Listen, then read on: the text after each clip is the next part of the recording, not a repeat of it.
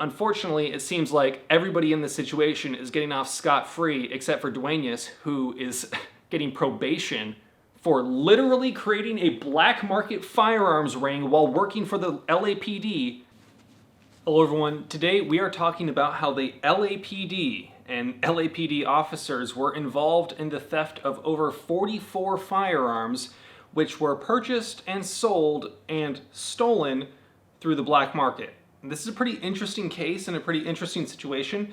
There's a lot of things that happen, and I am going to give my opinion on how I think it would have happened if it was just you and I, and how it definitely happened to the police. It's a pretty interesting situation, a whole lot to talk about. I do want to say thank you to everyone that supports this channel. This kind of content is powered by you guys. All the thumbs ups, comments, the dislikes, apparently they just nuked that. I don't even know if the dislike button works anymore. So I want to say thank you to everyone that supports this channel. I really do appreciate it. I am still out here in my garage, not in my office, so I appreciate you putting through with a little bit different setting. I'm going to be reading some quotes from this article, and I'm going to be discussing some of my opinions and kind of elaborating on some of the things that are going on. So if you want to read the whole article, I highly recommend that you do potentially after this video if it's something that interests you, because it actually was fairly well done, especially for the LA Times. Now, the opening paragraphs. Duenas, manager of the gun store at the Los Angeles Police Academy, had been reprimanded over the years for tardiness and sloppy record keeping, but he never took time off, according to the memo. As the store's closing manager, he was there each night to lock up and to hand count the inventory. If someone else had been assigned that count, they might have discovered that dozens of guns were missing and that Duenas was stealing them and selling them for cash. But since he was always there, the LA Police Department Revolver and Athletic Club was apparently none the wiser.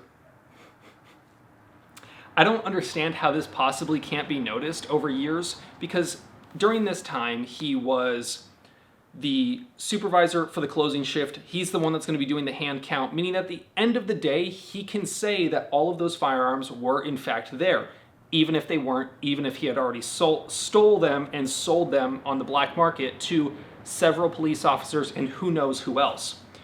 But I would imagine that at some point, one of the firearms in inventory would want to be looked at.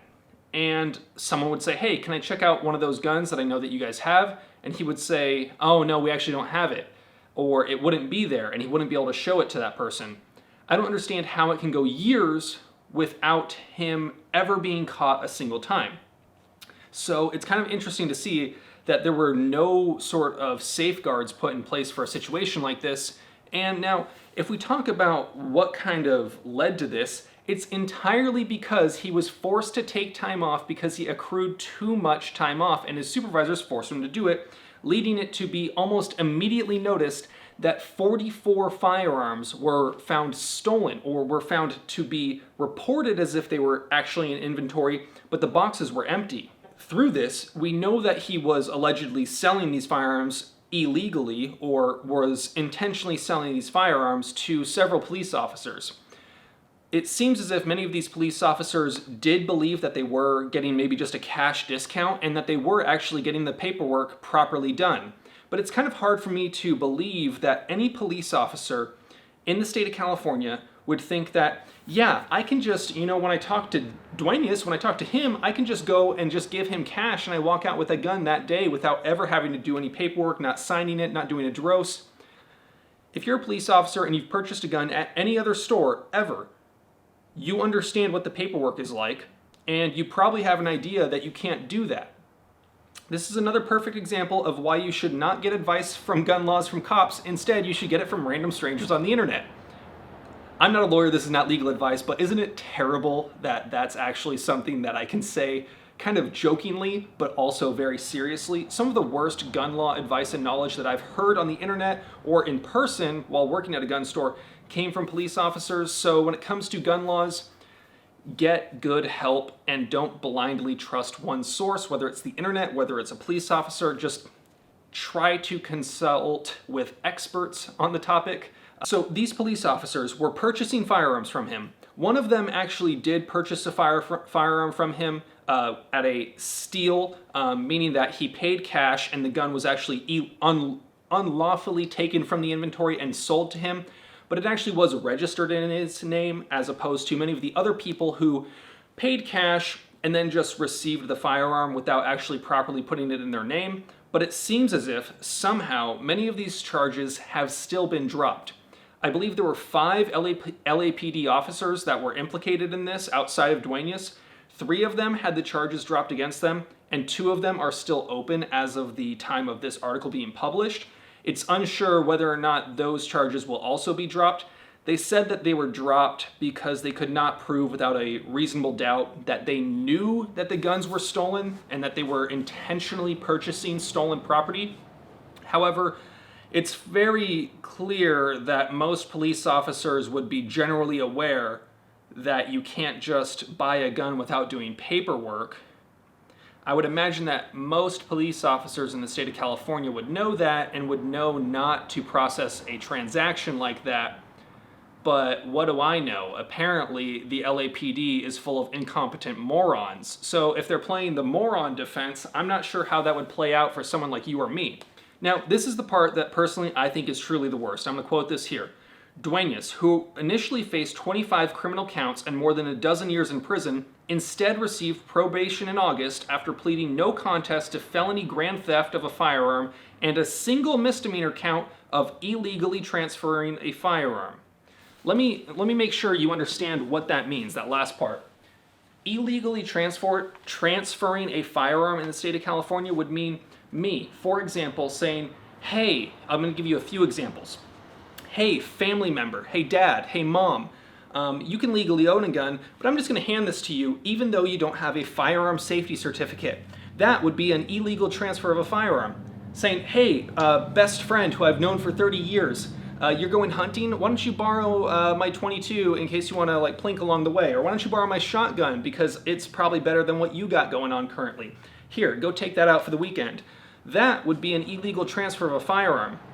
And it could be, you could be subject to more punishment than Duenas got. He stole 44 firearms and he's getting off with probation. Think about this. You or me, let's say I am taking this gun, which is California compliant in the state of California. This is a featureless firearm. Let's say that this stock was actually adjustable and not fixed in place. If I was at a shooting range and a police officer saw me, do you think they would be super chill with my illegal assault weapon or if I had a pistol grip? I don't think so. Think about all the people that I've spoken about in this last year. Jalen Rosales, Fang Yang, Alan Sun, all those people in the last year or so where I've discussed their cases where they were not hurting anyone, but police interacted with them through some way, shape, or form, and then they found out that their guns were illegal, and now their lives are basically destroyed, or at the very least, severely disrupted. These are situations where police enforce laws all the time, every day, in every state, to destroy people's lives. But in this situation, Duenas stole 44 firearms from the LAPD and illegally transferred them on the black market for profit. And yet he's getting probation. Does that seem right to you? It certainly doesn't seem right to me. Now, for the people that are wondering, well, what about those police officers? One of them actually seems like he has a decent story because he did actually just pay cash and then put one of the firearms in his name by registering it legally. So he might have just truly believed that he was getting a cash price. It's not unusual for police officers to get steep discounts on firearms. And now, especially if you factor in paying cash, I know several gun stores that if you pay cash and don't get a receipt, but still do all the paperwork properly, they will definitely not take a whole lot of that cash and just shove it in their pocket and then record that they sold it at cost. I'm not saying any names. I'm not saying they're local to me at all. I just know some places that do that. Very cool. Neat. That's seemingly what one of these guys is saying happened to him. But for the other people that were in possession of multiple stolen firearms, how is it that their charges are being dropped? Do you really expect me to believe that they were completely unaware of the fact that they would have had to do paperwork for that gun to buy it? In addition to that, we also saw several instances where these same cops or other cops that were involved with dueñas were routinely purchasing handguns that were considered off-roster and selling them for a large profit. For those of you in the state of California or outside of the state of California or just don't understand what off-roster means, is in the state of California, we have a list of handguns that we can buy. These are restricted due to certain arbitrary features. Many of the firearms that are on this list do not have those features, but since they were there before the certain requirements were put on, they can still be sold. Basically, any gun that was new to the market as of probably like 2005, I'm not exactly sure the date, but probably as of around like 2000, if it was made in the last 10, 15 years, it's very unlikely that you can buy it in the state of California. Even if it's not an assault weapon, even if it's almost identical to a gun that you can buy. These guns, because the typical person that isn't a cop can't buy them from a gun store, they fetch a very, very high price on the secondhand market from cops. So a cop could buy a SIG P320 and sell it for $2,500 any day of the week in the state of California because the demand is there and the supply is very small. So it's kind of crazy. Now, do I have a problem with a cop buying a gun and then deciding they don't like it and selling it? No. Do I have a problem with cops intentionally abusing the system to make profit? The capitalist in me says no, but then when you look at it, it's not really a capitalist situation. It's members of the state taking advantage of laws enforced on the people and then making money off of those schemes because the state propped up that system. So I have a problem with that. Unfortunately, it seems like everybody in this situation is getting off scot-free except for Dueñas, who is getting probation for literally creating a black market firearms ring while working for the LAPD, and he's getting probation. Pretty crazy, right? Let me know what you guys think down below. I rambled on a little bit longer than I wanted to, but I highly recommend reading this article if it's something that might interest you. It does a very good job of breaking down a lot of the people involved and how the LAPD has been trying to sweep this under the rug unsuccessfully. Let me know what you think. You guys know the drill. Have fun, be safe, stay dangerous. Peace. Oh, and I'm definitely not switching all of my stocks over to SOP mod stocks. I swear I'm not doing it.